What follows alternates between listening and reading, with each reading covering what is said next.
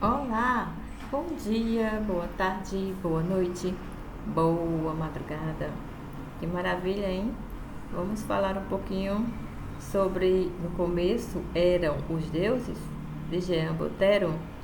Seja muito bem-vindo aqui, que você acompanhe esta leitura do capítulo 2, Mesopotâmia, Aventura de uma Descoberta.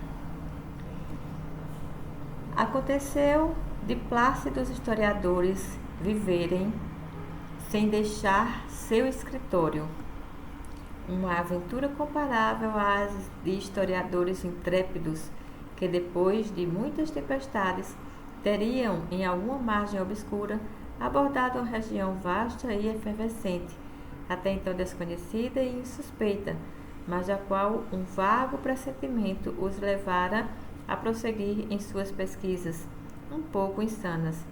É o caso da redescoberta da antiga Mesopotâmia.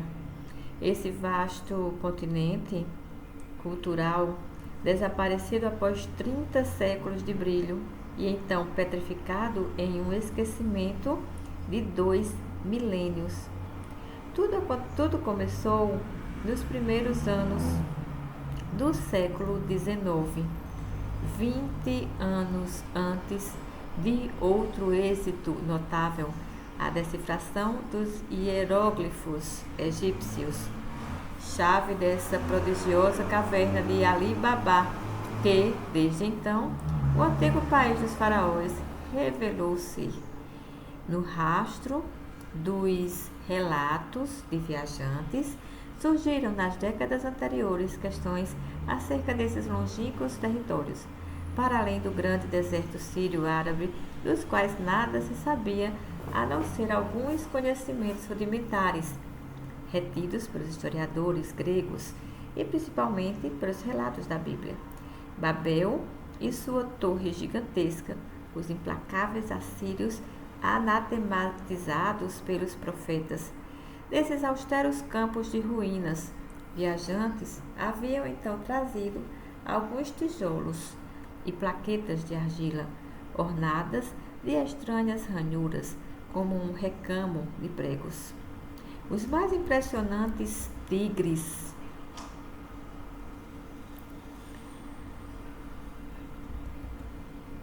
os mais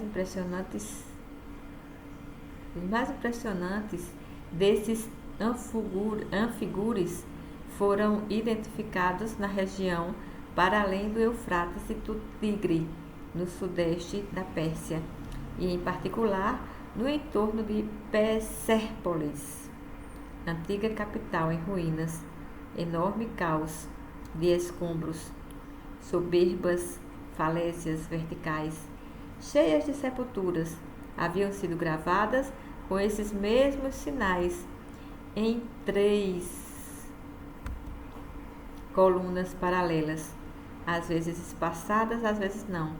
Tratava-se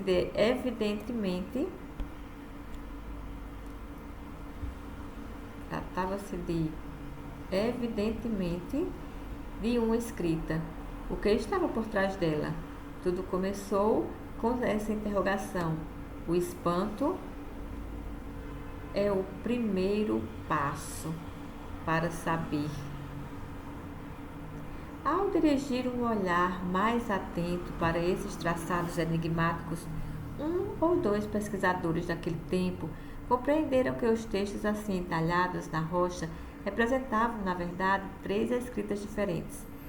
Claviformes, seus caracteres mudavam de desenho de uma coluna para outra, e se a primeira não contava mais do que 40 caracteres, a segunda chegava à centena, e a terceira, a mais abracadabrante, a meio milhar. Como violar uma cidadela tão inexpugnável?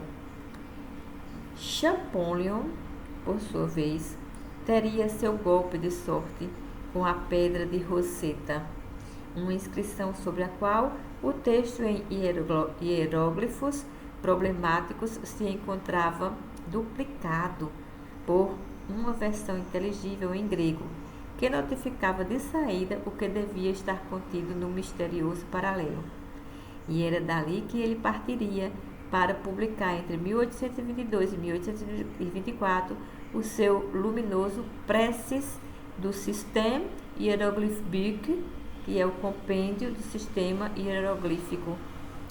Quanto àquela outra escrita sibilina, que diante dos pregos e dos cunhas de que se constituía seria chamada de cuneiforme, estava-se, era claro, em presença de 3 versões paralelas de maneira verossímil, mas completamente herméticas e inutilizáveis. Foi então que desde 1802, em Göttingen, Georg Friedrich Göttingen, jovem professor de latim, obstinou-se a dominar essas garatujas aparentemente invencíveis.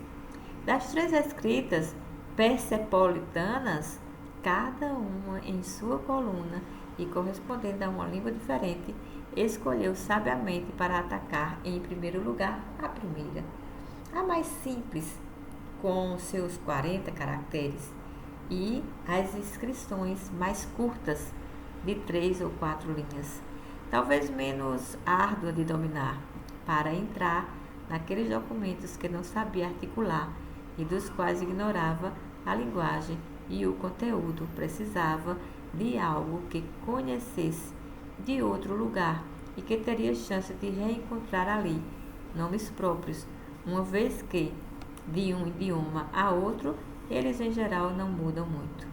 Decifrar a língua de Xerxes.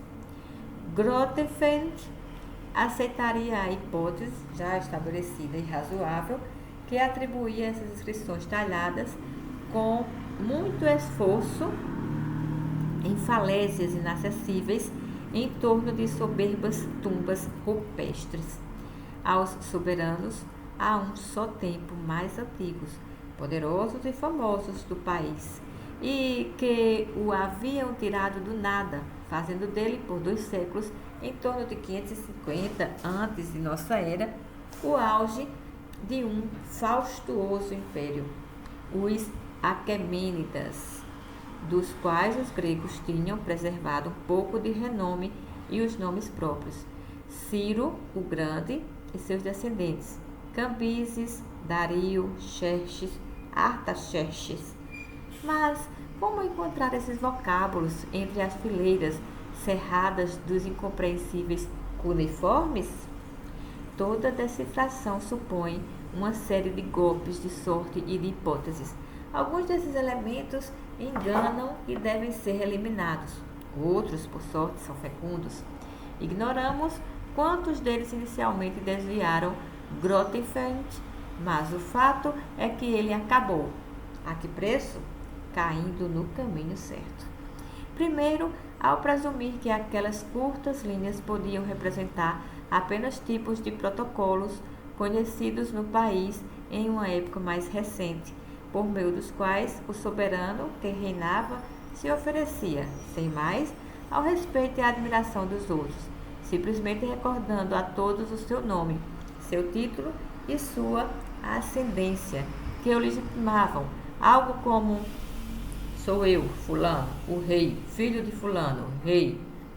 Nesse âmbito, ele pensou que para ter uma chance de localizar os nomes dos reis Aquemênidas, autores das inscrições, bastava pôr à parte, naquela selva gráfica impenetrável, os grupos ali e acolá, identicamente reiterados, que podiam muito bem designar a pessoa do rei.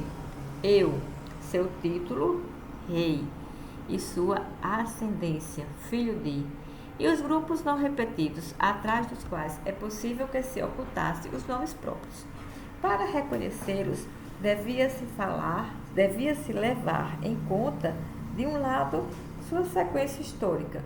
Em uma inscrição de Xerxes, o nome de Dario, seu pai, estaria forçosamente em segundo lugar, substituído pelo de Xerxes em uma inscrição do filho deste, Artaxerxes, e do outro lado seus componentes fonéticos e, portanto, gráficos, repetidos no mesmo grupo, os dois X de Xerxes, ou em outro, o R de Xerxes e de Dario. Assim, o astuto e obstinado Grotefend conseguiu circunscrever 3 ou 4 nomes próprios e adivinhar, pelo menos, o teor dos breves protocolos que os acompanhavam. Sou eu, Xerxes, o grande rei, o rei dos reis, o filho de Dario, rei. Foi assim que ele dominou o valor fonético dessa dezena de signos cuneiformes correspondentes.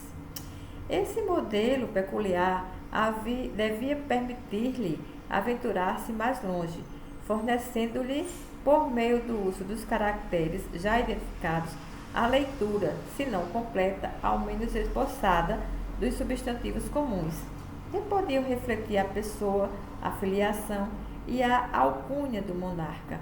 Ora, os termos que ele podia assim soletrar evocavam o mais antigo vocabulário da língua iraniana, conhecido através da Avesta, conjunto conservado dos livros sagrados da antiga religião local. Era, portanto, quase certo, e o que veio depois devia confirmá-lo amplamente, que sob a primeira escrita persepolitana estava de fato lidando, o que em suma não era inesperado, com o próprio idioma dos soberanos do país, o velho persa, como dizemos, de cepa indo-europeia, não muito distante dos dialetos do grupo indiano, dessa conhecida família das línguas indo-europeias, e por isso passível de ser reconstituído e de fácil compreensão. Na formidável parede lisa e monolítica que encerrava sem esperança o segredo das escritas cuneiformes, o audacioso latinista havia, pois, conseguido abrir uma modesta brecha, com a qual ninguém antes dele poderia ter sonhado. Ele havia abordado a margem desconhecida, mostrando o caminho e demonstrando que era possível avançar, mas não devia ir muito mais longe, desconcertado talvez pela acolhida glacial que deram às suas descobertas os grosseiros senhores da Sociedade Real das Ciências de Göttingen, a quem as havia participado. Ora, restava muito a ser feito, como se quisesse obter o que devia ser dado de saída por sorte a Champollion, uma versão completa, inteligível, a base mais segura para atacar e esperar, tirar a limpo as duas outras escritas. Era preciso determinar o valor não aproximativo, mas foneticamente exato, de cada um dos 40 signos, ler com precisão o teor integral daquela escrita, compreendê-la inteiramente antes de enfrentar a segunda e a terceira. 3 escritas por um reino. De fato, as coisas não se passaram nessa ordem, como teria preconizado a lógica. O próprio Grotefend, à medida que avançava na penetração de suas modestas legendas, não cessava de reportar-se em uma reflexão comparativa a seus paralelos nas duas outras escritas, a fim de nelas destacar, na maioria das vezes, por contraste, as particularidades mais significativas. Primeira etapa, circunspecta de sua decifração. Assim, se procederia depois dele, pois outros, com o apetite aberto por seu êxito, retomariam com alegria sua chama. Uma dezena de grandes nomes: Rask, Mütter, Silvestre de Sacy, Rich, ou Reich, Hinks, ou Heinz, Norris, Talbot, Oppert, Rawlinson, espíritos também aguçados, aventureiros, penetrantes, de indesmutável paciência, e cujas dedicações incisivas fariam avançar a decifração, providencialmente socorridos pela descoberta e pela exploração de novas inscrições, uma delas, sobretudo, gravada sob a ordem de Dario, a 100 metros de altura, em uma enorme falência de Berhistan, na Pérsia Ocidental, e que em mais de 400 linhas apenas da primeira escrita lançava ao debate uma torrente de nomes próprios, de países, cidades, localidades, conhecidos de outros lugares e que contribuíam dessa maneira para estabelecer, verificar, precisar o valor fonético exato dos signos, cada vez mais numerosos, e o sistema de cada escrita para avançar na leitura das 3 colunas e na inteligência das línguas que ali se ocultavam. Feito de correções, críticas, melhorias, polêmicas, descobertas, passo a passo, mais ininterruptas, nesse trabalho de reflexão de gabinete e de cérebro, que podemos, sem exagero, ao considerá-lo como um todo, qualificar de ciclópico e estupeficante, ao mesmo tempo devia prosseguir por um bom meio século. Resumamos aqui seus resultados, para permitir que se avalie concretamente seu excepcional êxito, desde os tímidos tateios e geniais suputações de Grotefeld, a primeira das escritas cuneiformes de Persépolis, revelou-se uma espécie de alfabeto bastante particular que anotava o velho persa, a língua do país. O mais antigo estado, até então desconhecido, do ramo iraniano do indo-europeu. Ele figurava em primeiro lugar nas inscrições dos Aquemênidas, porque era o idioma do coração persa do império e de seu soberano. Este tinha, portanto, o dever de enaltecê-lo como tal. É praticamente nossa única fonte autóctone e contemporânea de conhecimento do Irã aquemênida, e desde então nada mais descobrimos que permitisse completar a documentação que ela nos oferece. A segunda escrita, na qual cada signo correspondia normalmente não a um som, a um fonema isolado, B, G, S, etc., mas a uma sílaba pronunciada, ba, ib, cur, etc., recobria um idioma também até então desconhecido e que depois ninguém conseguiu relacionar seriamente a nenhuma língua ou família, o que nos deixa apenas com uma apreensão longe de ser perfeita. Ele foi chamado de elamita, pois era uma linguagem própria da região do sudoeste do Irã, que tinha o nome de Elam, por muito tempo um reino independente e próspero com sua cultura original, e cuja linguagem soberanos aquemênidas quiseram, pelo fato de o terem conquistado e agregado a seu império, perseverar e utilizar em suas instruções oficiais. Mas, em segundo lugar, recuperamos, desde então, um número relativamente grande de documentos exumados, dessa vez de seu próprio solo natal, e cobrindo vários séculos, mas são demasiado lacônicos e variados, ou devido à ausência de paralelos em uma outra linguagem inteligível, demasiado obscuros e ainda praticamente mudos, o que impede que se avance em sua exploração. Restava a terceira escrita, a mais estupeficante, extraordinariamente complicada, com seu meio milhar de caracteres, cada um deles de acordo com seu contexto. Poderia remeter foneticamente a uma e com frequência a várias sílabas diferentes, o mesmo caractere podendo ser lido como du, gub, din, ou empregando como ideograma a uma e até mesmo a várias realidades mais ou menos conexas. O mesmo caractere interpretado como marcha, transporte, posição de pé, com o incômodo suplementar de que o mesmo valor silábico podia ser dado foneticamente por signos diferentes e sem a menor relação formal entre si. Foi preciso muito tempo e muitas dores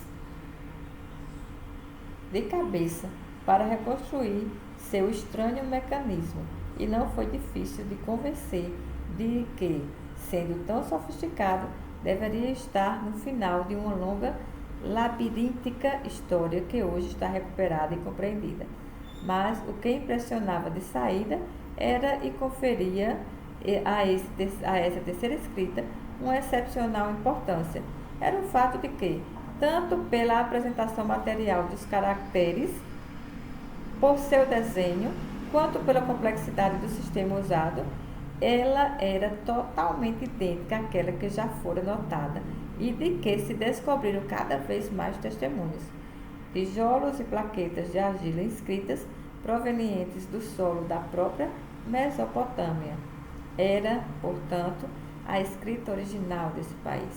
E os soberanos persas, que em 539 a.C. haviam anexado o rico, poderoso e famoso reino babilônico, joia de seu império, adotaram também a escrita e a língua desse reino para a terceira coluna de suas inscrições oficiais.